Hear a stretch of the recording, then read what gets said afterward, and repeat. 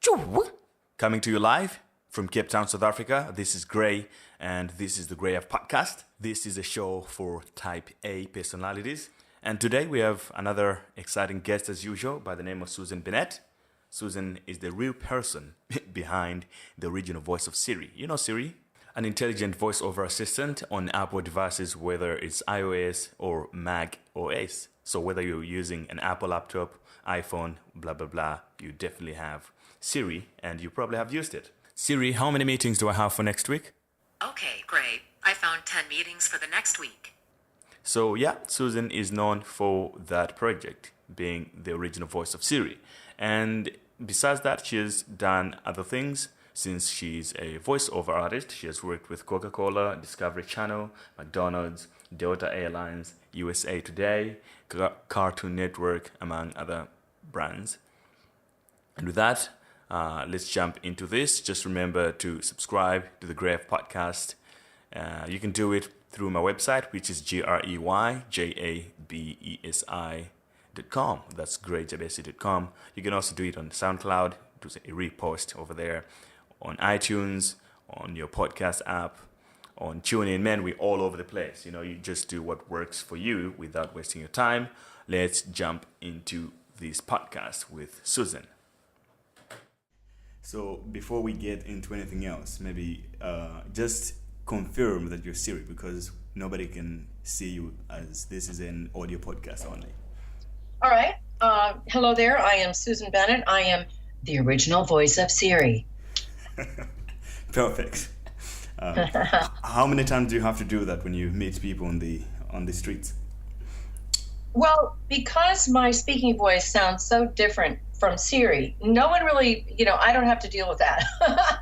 Yeah, very rarely. I think only 2 people have recognized my voice since, Siri first appeared, and that's been about 5 years ago, I think. Yeah, 2011. And one of them, one was a waiter who just said, I recognize your voice. Are you Siri? And another one was a banker. And I told that banker, I said, you're in the wrong business. You need to be in audio somewhere with those ears. Right. So did they actually recognize the voice even without hearing you making the Siri accent? No. Right. Yes, they did. Oh, wow. Yeah. That's amazing. Yeah, that's why I was saying they had really good ears, because there is a very big difference. I kind of speak up here. Siri speaks down there. Right. So there's a pretty big difference. Plus, add in all of the compression and whatever else they did to the voice to make it, sound unique. Right. So let's get back from the beginning. I'm curious, as much as everyone else listening right now, curious to how the whole... I think, first of all, how did you get started into the voice-over industry? Well, it happened pretty much by accident. It's going to be tough for a lot of your audience to understand where I'm coming from, because, I'm decades older than most of them, I think. And so constantly trying to imagine a world that did not involve computers is a tough thing to imagine. But that's the way it was. I used to do a lot of jingle singing for radio and TV commercials. And one day, the voice actor didn't show up to read the donut of the spot, the spoken portion of the spot. So the owner of the studio said, Susan, you don't have an accent. Come over here and read this spot. And I went, oh, ding, ding, ding, I can do that. And so I got a voice coach and a talent agent and started working. And that's been decades ago. It's been a long time ago. So I've been doing this for a while. Right. But before that moment, what were you doing then? Singing. Oh, yeah, right. I was singing. Yes, I was singing. I sang jingles, and I sang live, and sang backup vocals, all kinds of things. All right, great. I sang backup vocals for Burt Bacharach and Roy Orbison, and in a lot of different radio and TV commercials. And if you don't know who those guys are, you need to look them up. The Beatles used to open for Roy Orbison, and Burt Bacharach is still with us. He was just honored last year for his body of work. He's probably the last chance you would have seen him in context for a younger audience is in the Austin Powers movies. Mike Myers used to make a big deal out of Burt Bacharach, but he wrote tons and tons and tons of music. So great. So one thing that I'm also curious about is, what were you envisioning your future as a musician back then? Like, what did you think it would be? What were you trying to achieve and things like that? Well, like most freelancers, I was just trying to work, you know. When you're a freelancer, you know, of course, I think when I was very young, I probably thought, oh, I'm going to be famous and, you know, make a lot of money and all that stuff. And then reality shows up. And so I was just trying to do every bit of work that I could do. So I used to work in the studio. Used to work, you know, singing and playing out, singing backup vocals for people. So a little bit of everything. And I hadn't really envisioned a career in voiceover. And I certainly hadn't envisioned, you know, becoming something like Siri. That was, you know, absolutely not in my plan or even in my imagination. Right. And then when it happened, did you thought that this was gonna be big? Or let's get it. When did you actually know that, okay, I'm doing something that will probably change the world or change how concatenation, you know, work, or, you know, something that will go on a larger scale? Did you know that? No.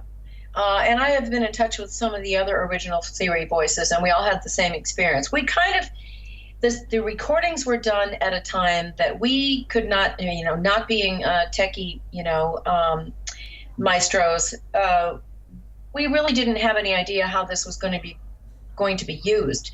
And when we were doing the recordings, it was sort of intimated that we're just doing stuff for phone systems. And so the reason it didn't send up any red flags at that point is that type of voicing, when you're doing, you know, messaging or, you know, any stuff like that, unless you have a very extremely distinctive voice for some reason, or you're a celebrity, of course, people are going to recognize your voice. But if you're doing that type of messaging, most people don't even pay attention to your voice, because when they hear your voice, they're listening for the information that you're disseminating. So they're, you know, you say, thank you for calling such and such, please press 1. So they're listening for what number they need to press to get the person or the information that they need. They're not paying attention to the voice. So therefore, we could remain quite anonymous. Now, when suddenly that little, you know, messaging voice turns into something like Siri, a persona, you know, a character that people think of as human and interact with, you know, as if she were human, that changes the ballgame a lot, which is why it took me a very long time to reveal myself as the voice, because I knew it was going to impact my career in some way, and I wasn't sure whether that was going to be positive or negative. So it took me a long, long time to decide.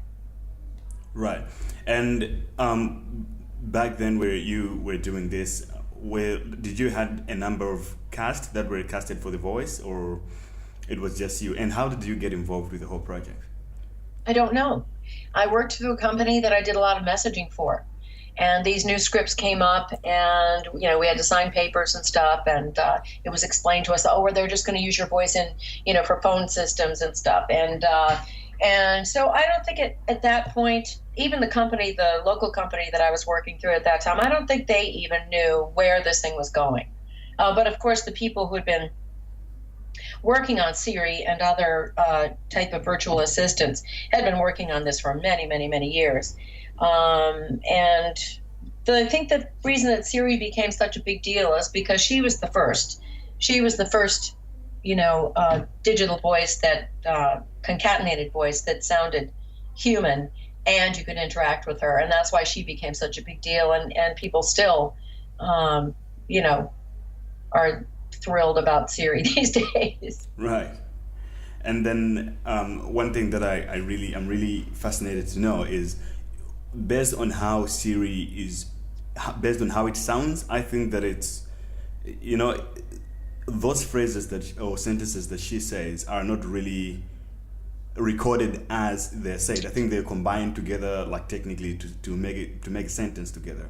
So when you were recording that, did you sort of sense that, okay, this is kind of different? Did you question it once or twice to kind of like, why do we have to do these things? What was so different about it? Well, it was completely different because most of the sentences and phrases we were reading didn't really make sense because they were created solely to get all of the sound combinations in the language. So we would say, phrases that would have words that would have different combinations of sounds. For instance, crazy things like cow hoist in the tub hut today. Militia oi hallucinate buckra okra ooze. And so you can hear a buckra okra ooze, and they were just combining all those different sounds to get all of the sounds possible in the language, so that afterwards technicians and computers would act whatever sounds they were looking for, reform them into new phrases and sentences, and those are what became Siri's responses on the. Right. Did it shock you when it came out and you knew that it was you? And how did you get the message? Yes, it freaked me out. A friend of mine who is a fellow voice actor playing around with this new iPhone app, isn't this you? And I said, what? I had no idea. I went on the Apple site and listened and said, oh my God, yes, that's me. And obviously, because of my surprise, I had no idea that my voice had been chosen. To this day, I have no idea how it was chosen or by whom. I think that probably Steve Jobs had something to do with it because he was very involved with the development of the Siri app. And it's so sad. I think that he died the day before Siri appeared in October of 2011. It was either the day before or the day after Siri was introduced. So that was quite ironic, I think. So I really don't know. The whole thing remains sort of a mystery because the original recordings were done for a text-to-speech company called Scansoft, which became Nuance. And Nuance is the biggest IVR company in the world, I think, at this point. And so Apple really came in after the fact. None of us worked for Apple per se. We worked for Nuance, and Apple got our voices from Nuance. Right. And one of the things that I want to ask you technically on voice acting is that on Oprah you gave, I think, an impression of what the previous concatenation sounded like, which actually was accurate. Could you just give an impression of that, of what the previous ones before Siri sounded like, just to show people how Siri kind of changed the way this whole thing is done? Well, the original concatenated voices, it's pretty old at this point, but they were very robotic sounding, and it was kind of unfriendly, and I think most of the voices were actually male. And you say, hello, how are you?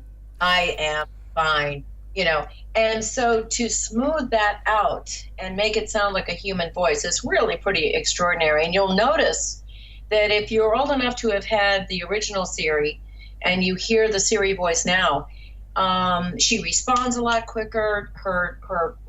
The rhythm is much more human. You can still hear little bumps here and there where, a real human wouldn't speak with that type of rhythm or that type of pacing. But it's just absolutely astounding how far they've come with that. Right. And did you ever work with Apple closely? No, I had nothing to do with Apple at all. Right. And do they ever update it? Say like, okay, we need maybe new sounds or new phrases, and then you have to go and do it again? Yes, they totally replaced all of the original Siri voices worldwide, starting with the OS 7 system. And we believe it's because we didn't have non-disclosure agreements with Apple. And we had been promoting ourselves as, the voices of Siri. And Apple is very, very adamant about having all of this stuff be very secretive. So they went and found voices that are very similar to the original voices. And then I'm sure that these people, you don't know who they are. So I'm sure they are under a very strict non-disclosure agreement at this point. So yes, the voice is different. It still sounds quite a bit like me, but of course, to me, it doesn't sound anything like me. Right. So I know it's one thing, like you said, where voice actors or actresses are used to be behind the scenes. Nobody really knows, even though we have heard them so many times, but like we lose track of the face who is behind it. Now, when it came to Siri as the concept, something that you never expected, obviously, or no voiceover artist would have said, I want to be on the phone as a voice command helper. How did you react to the whole thing, and like, how has it shaped or changed your life in a certain way? Well, that's really hard to say. It had no effect on my life that I know of until I revealed myself in 2013. And then when I put myself out there, it became a big deal. I did a lot of interviews, TV and radio interviews, and still do a lot of interviews like this one. So it affected my life in the sense that, it sort of started a new branch of my career. I do a lot of Siri appearances and speaker events. And so that's kind of cool. It's not something I ever expected to do, but I did used to do a lot of stage work. So it sort of came fairly naturally to me. So it's changed my world in that sense. And, I think basically it's been mostly a very positive thing. Right. And why did you decide to come out? And why didn't you come out like earlier? Well, when you're a freelancer, especially in the digital world, and you're having to audition all the time, and now that voiceover has become such a big thing, and everybody wants to be in voiceover, and basically can be, because it's so much easier to have your own recording situation now than it was years ago. There's tons and tons and tons of competition. And I knew that it would go one of two ways. It could go, oh, yeah, let's get her, she's Siri. Or it could go, oh, no, let's not get her, she's Siri. She's, everyone hears that voice every day. And so, it took me a really long time to just decide to take the leap of faith and figure what happens. And it certainly has been, so. Right. And I saw your interview on Oprah, for example. No, it was Queen Latifah. Unfortunately, I've never met Oprah. Oh, okay, yeah, but I think was it an Oprah show? I think it was you have an interview on YouTube on Oprah's channel. Oh, perhaps so, but it was never. It was like I think it was based on a Skype video, but it was on. Oh, okay. Yeah. I've done so many, I've kind of lost track. I just took it in stride. I mean, it wasn't. It seemed like a natural progression. People are.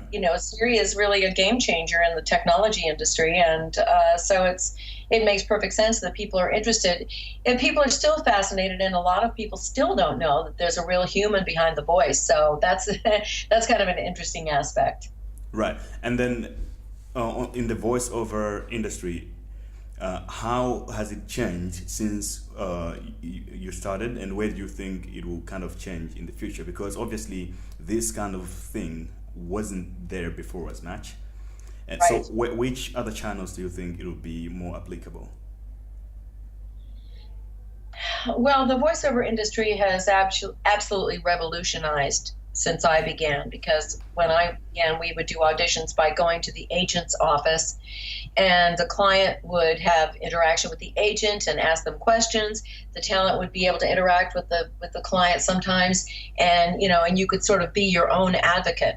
Now, at this point in time, everything is done by audition, everything, and hundreds of people are auditioning for nearly everything that is out there. And so it's become quite difficult. There's a different type of marketing that you have to do. You have to be really good at marketing yourself. There's no longer an advocate that can really do it for you. Agents, there are still some agents that do specialize in voiceover, and I have a particular agent who's more of a manager for me than an agent, and he helps me do all kinds of things. But as far as just voiceover goes, so much of it is just done on the, and consequently, a lot of it has been devalued, and a lot of the work has gone non-union. And so it's totally different than when I started, completely.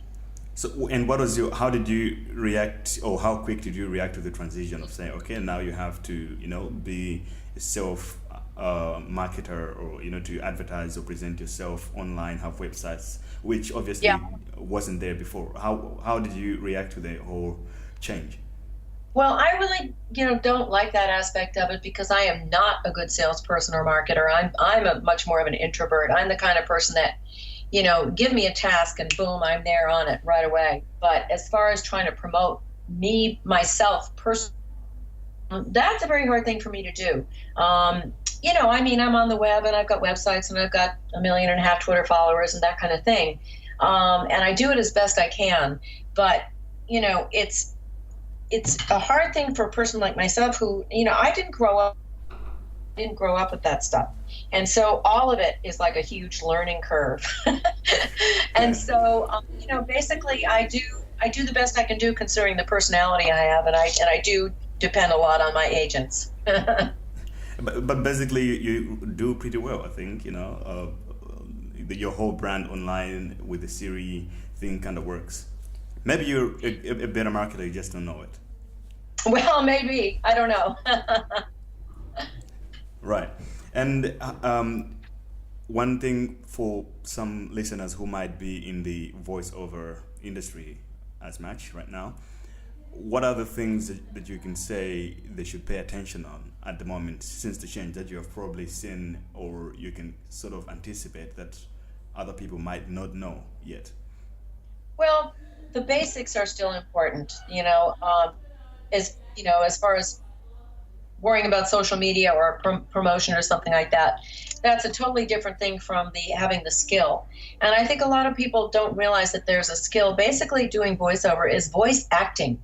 And so you really do need to have some sort of basis before you start to work. If I have a quirky voice like that, and people say, oh, you really ought to get into voiceover. Well, that's fine. But, you have to be able to have the skill of reading 30 seconds of copy, reading 60 seconds of copy, reading all kinds of stuff without making a trillion mistakes. And so you have to be a good reader. You have to be able to act. You have to be able to express what the writer, the client is trying to say. And so there are basic skills that you really need to have, and you just can't bypass those just by having some sort of quirky voice and putting yourself out there. Because when someone's hiring you, they're going to expect you to have the ability to do what they need you to do.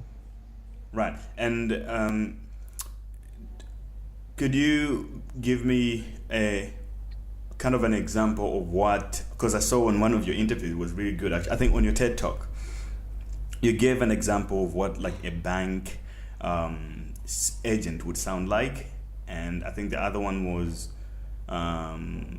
telling you that you have run out of money or something like that, and the other person was giving you a different message. So it's something there that are a lot of different.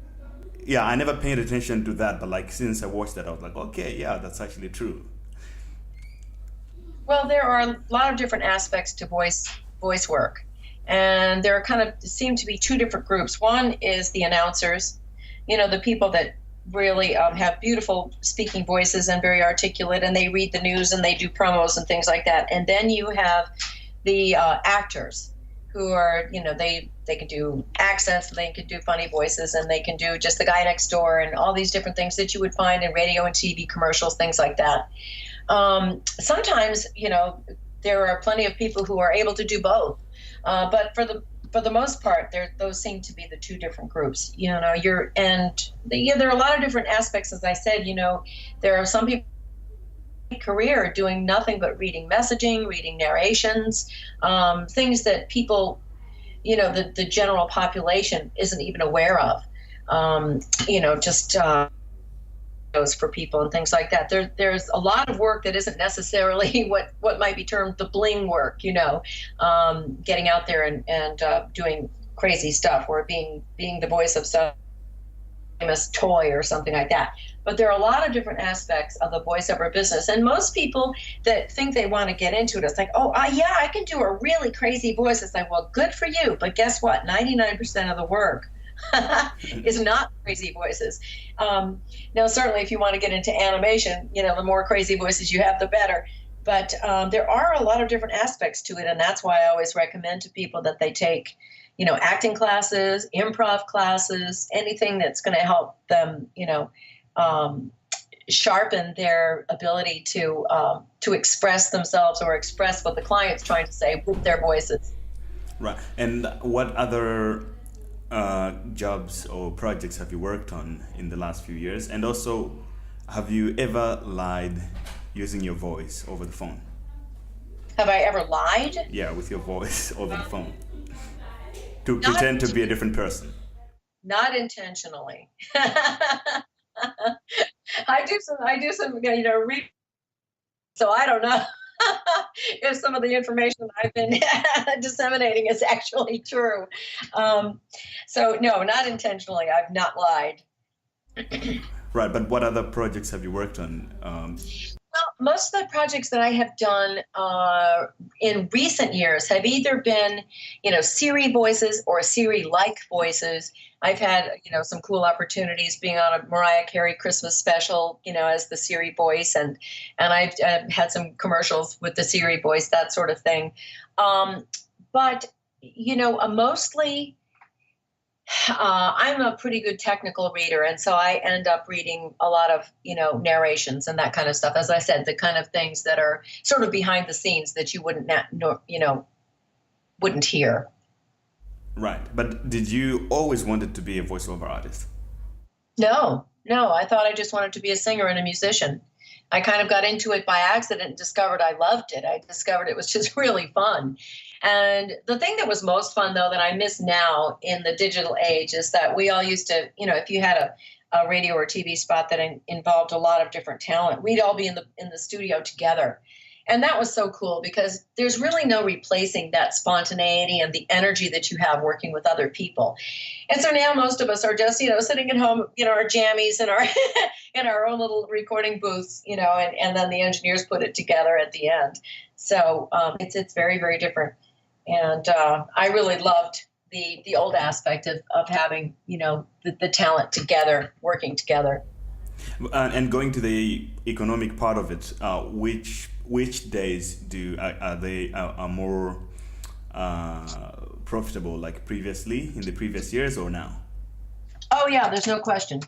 Previous years, because it used to be that everything went through the union, and you got paid very well, and you got paid residuals. If they would buy your commercial for 4 weeks or 13 weeks, and you would get paid for that. Then if they bought it again, you'd get paid again. And so all of that is kind of going away. So much has become non-union. Everybody just wants to do a buyout. And so I guess it kind of depends on your own individual savvy as to how well you get paid. You're competing against people that work on websites like Fiverr, and they're willing to work for next to nothing. And that really just, really does not help the industry.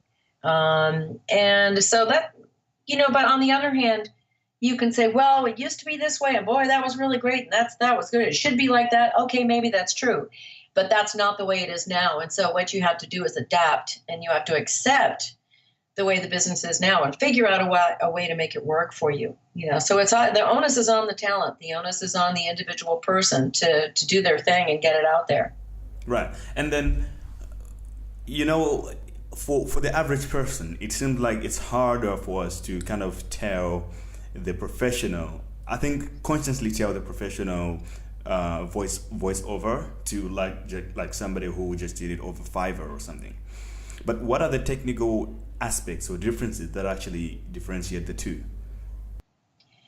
Well, I think it is possible for some people who are basically amateurs to actually get work.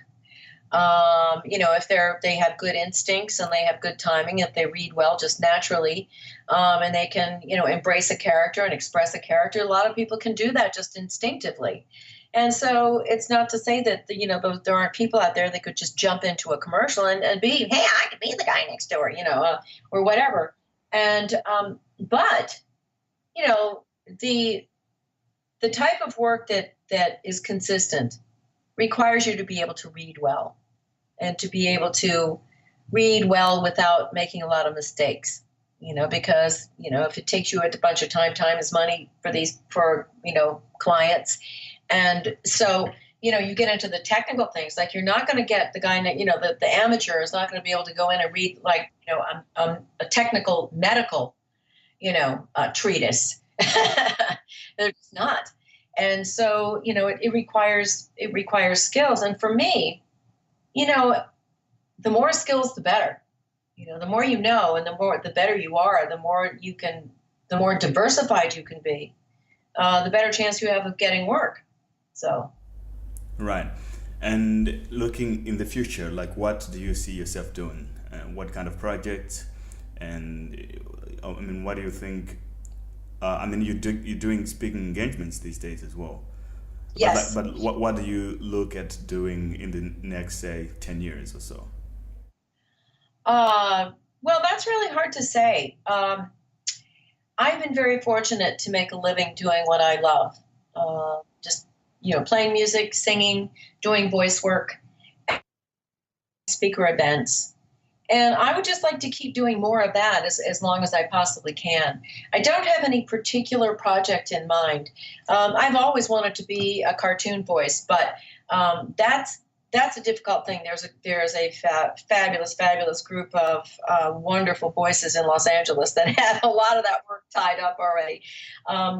But there are a lot of different projects that are going on, individual products in individual cities where you can explore that type of thing for any person who wants to get into that kind of thing.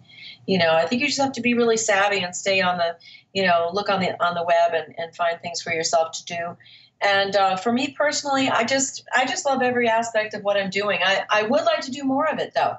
I'm a type A, and I really like to work. So so anybody's listening to this, Siri's looking for work. So call me. Right. And lastly, on the TED Talk, you talked about something along the lines of do what you fear the most. Could you just explain a little more about that? Well, I think that generally, of course, depending on our individual personalities and how we were raised, I think a lot of times, we look at other people and go, oh, I could never do that, or, oh, gee, I'm not good enough to try that, or, oh, I'm not pretty enough for that, or I'm not, macho man enough for that, or whatever. And I think that we really have to try to sidestep those negative thoughts that we to have and face the fear of not being as good. It's like, well, I might not be the same as that person, but I'm me and I have my own thing, so facing fear in that sense. It's what I was talking about. Is just, trying to get past those little demons that we have in our heads going, oh, you can never do that, So that's what I was talking about, facing fear. It's just kind of, facing it in the sense of just try to walk around it, not think about it, jump over it or whatever. Just get rid of it somehow and just, if there's something you really want to do, just figure out a way to do it, Right. Okay, thanks, Susan, for your time. I really appreciate it. Oh, you're most welcome. Right. And just say goodbye to the listeners. Siri voice, maybe. Okay. Thank you for spending time with me today, people. Bye. Okay. Thanks, Susan. Have a nice evening. Thank you. You too. Bye. Bye. Pew. Hey guys, and this is Gray again. If you thought this was cool, remember to subscribe to the podcast to listen to a lot more anytime that I post a new one. So you can do this many ways. Either you can subscribe on iTunes, which is the main platform, or you can do it on Stitcher Radio or TuneIn or SoundCloud, all over the place. We also have a Facebook page called TGA Podcast, TGA for the Gray Ave Podcast. And with that, I will leave you to it. Enjoy the next upcoming podcast. Basically, what I do, I find people that are doing cool stuff out there. And, we try to have a conversation with them, and we learn through their stories, their failures, their successes, and stuff like that. And hopefully you are unicorning out there, and we'll have you on the podcast one day. Also, you can email me directly from my website, which is greyjabesi.com, greyjabesi.com, and you can tell me what subject you think I should cover, or who do you think I should have on the podcast. It doesn't matter whether they are in the UK, in the United States, in South Africa, in Ghana, wherever they are, in Sweden, in China. It doesn't matter. We have the whole world on this podcast on the same place. So we worldwide, We find the cool people, we have cool conversations, and we learn. So if you like learning, this is the podcast for you. Stay awesome and stay unicorning. I'll see you on the next one.